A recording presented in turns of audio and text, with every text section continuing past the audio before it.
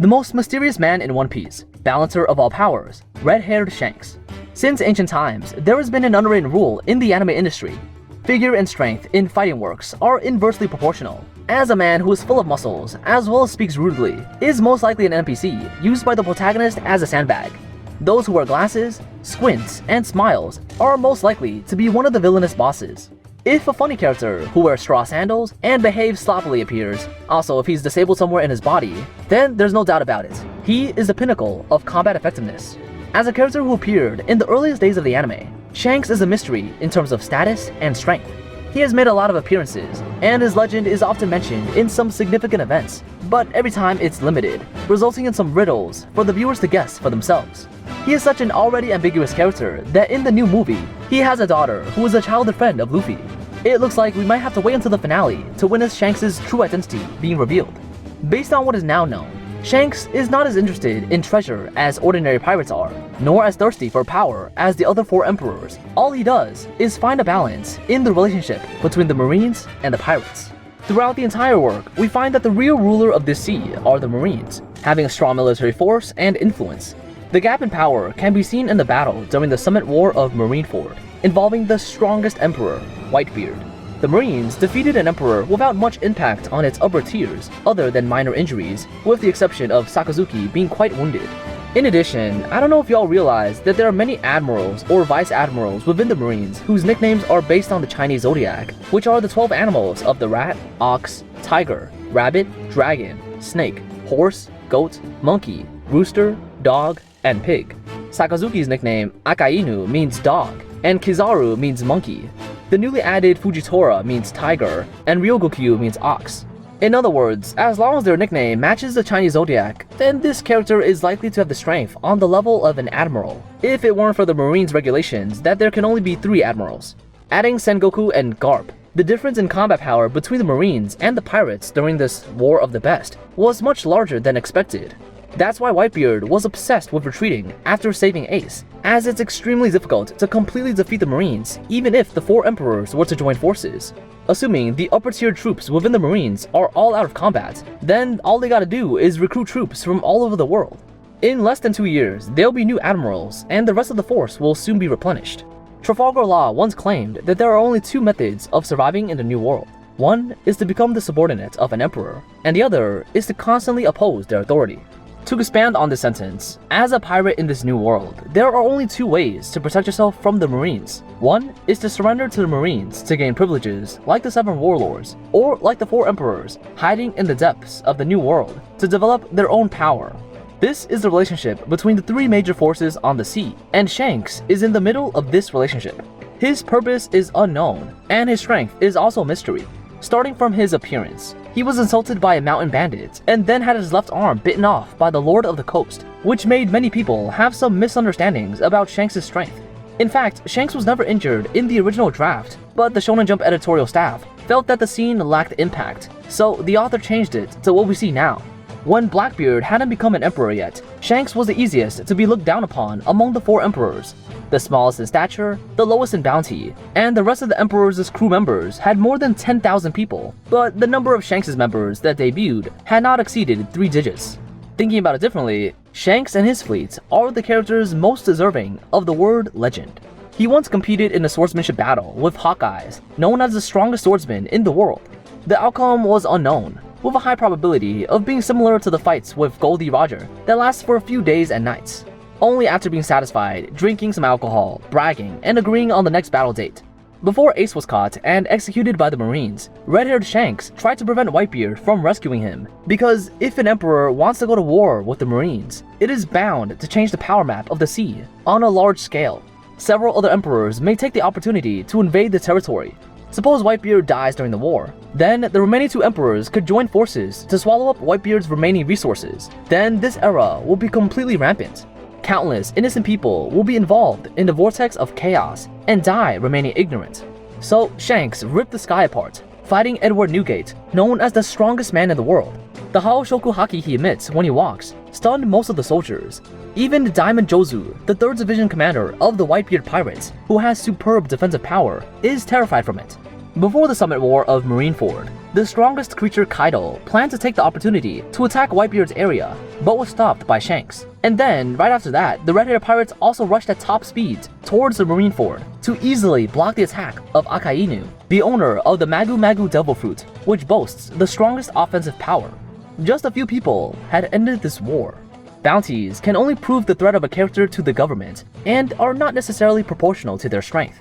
Compared to other pirates, the existence of Shanks is the best sedative for both the government and the pirates. It's also no surprise that former Fleet Admiral Sengoku trusts him very much, leaving him for post-war cleanup. The 5 elders that make up the head of state for the world government, whom even the Fleet Admirals will be ruthlessly humiliated, set aside time to talk to him. No one other than him can attain these achievements alone. He travels between the strongest in every field, and reduces the losses of both sides in every conflict. The author's introduction to him is as the pirate closest to the Pirate King, the freest man of the sea. Being a crew member of Roger's pirate ship, as well as having such a nickname, he must know what kind of treasure the One Piece is. He did not deliberately seek the road poneglyph, taking care of his sick friend, and gave up the opportunity to go to Laugh-Tale Island. It seems that Shanks has no desire to monopolize the treasure, but along with a straw hat, entrusted it to Luffy, the man who broke the balance of the sea. With the phrase, "The One Piece really exists," shouted by Whitebeard during the Summit War of Marineford, the power of the pirates had soared, with the Marines also starting world-scale recruitment in order to deal with the out-of-control pirates, as well as accelerating the research and development of human weapons.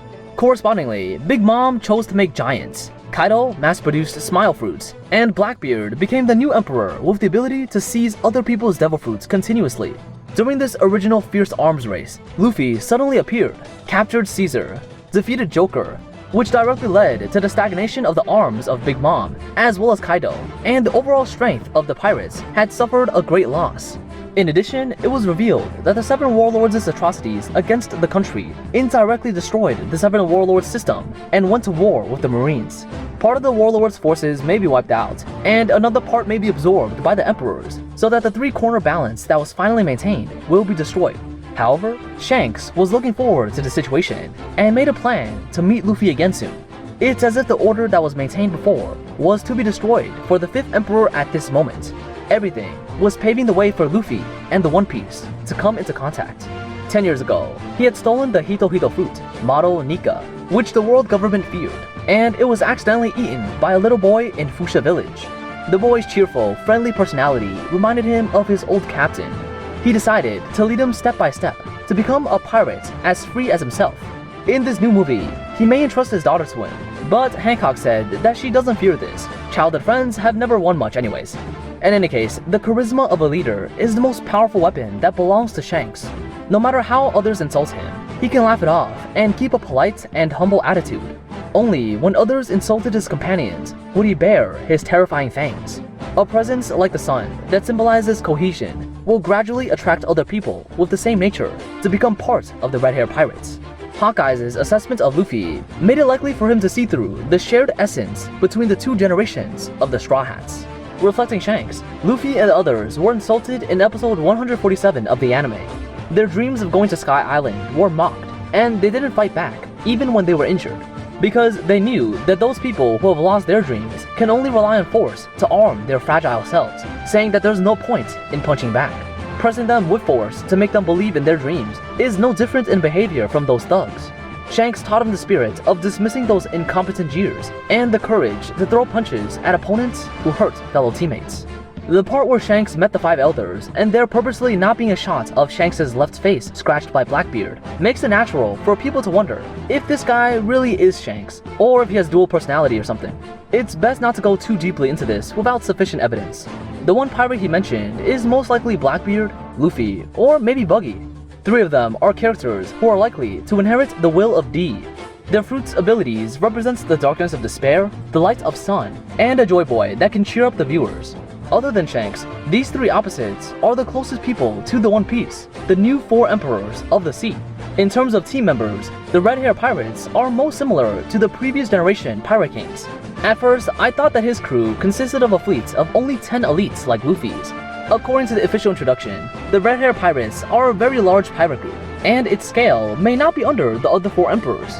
Big Mom once said that if he could get the support of the giants, then he may be able to surpass the power of Kaido, Red Hair, and even Whitebeard, which means that in his eyes, the military power of his own Totoland exists at the bottom among the 4 emperors. In the current One Piece, the size of territory or the number of soldiers cannot be used as one of the standards to measure combat power. No matter how many more inferior emperors arise, he can knock them all out with a Haoshoku Haki. Since Shanks is the man closest to being Pirate King, his Haoshoku Haki, aka Supreme Ruler, is naturally at the highest level, knocking out a Vice Admiral, covering the entire Wano country, and scaring away Marine Admiral Ryokugyu. The strength of similar emperors is also almost the same, as it will take a few days and nights to decide a winner. Building on the strength of these top members is particularly important, especially the strength of the second-in-commands. I don't know why in this world, the gap between the top level combat power and the second level combat power is extremely huge. For example, in the Marines, other than the Admirals, the Vice Admirals are the strongest in terms of combat power. Then after removing Garp, Sudu, and several others whose nicknames are related to the Chinese Zodiac among the Vice Admirals, the remaining ones can't even take an Emperor's blow. By the way, the strength of the Emperors is similar to that of the Admirals. The average strength of the second-in-command among the 4 Emperors' pirate groups are higher than that of the Vice Admirals, and even if they encounter an Admiral, they can put up a fight. However, those second-in-commands who have appeared now have obvious disadvantages compared with those having real top combat power. While Phoenix can hold off King and Queen at the same time, during the war, he consecutively fought 3 Admirals on his own without losing, seeming to be the most prominent of all the second-in-command. But while being extremely explosive, he lacked endurance. Even if he can reach the top level of combat power for a short period of time, those emperors or admirals have to use the number of days as a unit of measurement for a fight. Phoenix really isn't good enough compared to those monsters. That second-in-command type combat power that Luffy barely achieved after defeating a trolling Katakuri was instantly defeated by Kaido. You should know that the tradition of greeting for the 4 emperors is to split the sky. As the 5th emperor, he can't even greet the other emperors. This is the gap between a second-in-command and a captain. Those 3 represent high burst, high evasion, and high resilience. Even if all the second-in-commands were to team up, it'll still be difficult to defeat an emperor. This rule doesn't apply to the Red Hair Pirates, because their second-in-command, the first mate, Ben Beckman, is truly a figure on par with Shanks. Another title for him is the character with the highest IQ in One Piece. Shanks is the sun, uniting the differing crew members, and Beckman is the moon, shining from the sun's rays, leading others with wisdom. Perhaps his strength may not be enough compared to a normal emperor. After all, he is only shoulder to shoulder in terms of strength. However, in team battles, the strategy of controlling the situation of battle is more important than individual strength. In this aspect, he's more than a brainless musclehead monster like Big Mom. The reason why many people underestimate the comprehensive strength of the Red Hair Pirates is mainly because of their small numbering crew members, and also because they have no Devil Fruit users. The most important thing is that other than the captain, from the second-in-command to the 4th cadre, they are all gunmen. The first point has been refuted before, and the second point being that there are no Devil Fruit users is actually to their advantage. In high-level battles, the use of Haki has the highest priority. A Devil Fruit is basically used as support, and sometimes even a burden. Those who fight at sea and can't swim are the biggest disadvantage among all the Devil Fruit users. Roger, Garp, these fruitless ones still stand at the top. The last point, from the perspective of the protagonist Luffy, who is not afraid of bullets. Of course, we think that gunmen are useless. Even a slingshot is more useful than them. In the case of swords, there are the 12 Supreme Grade Swords, the 21 Great Grade Swords, and the 50 Skillful Grade Swords, etc., while guns have pretty much no classification. Looking at it from another angle, is it because powerful gunmen are very rare? They can incorporate Haki into bullets, or even use sea stone directly as bullet material. After this script was written, new manga chapters have also come out. After Kaido, as well as Big Mom, were defeated one after another, the new 4 emperors were Shanks, Blackbeard, Luffy, and Buggy.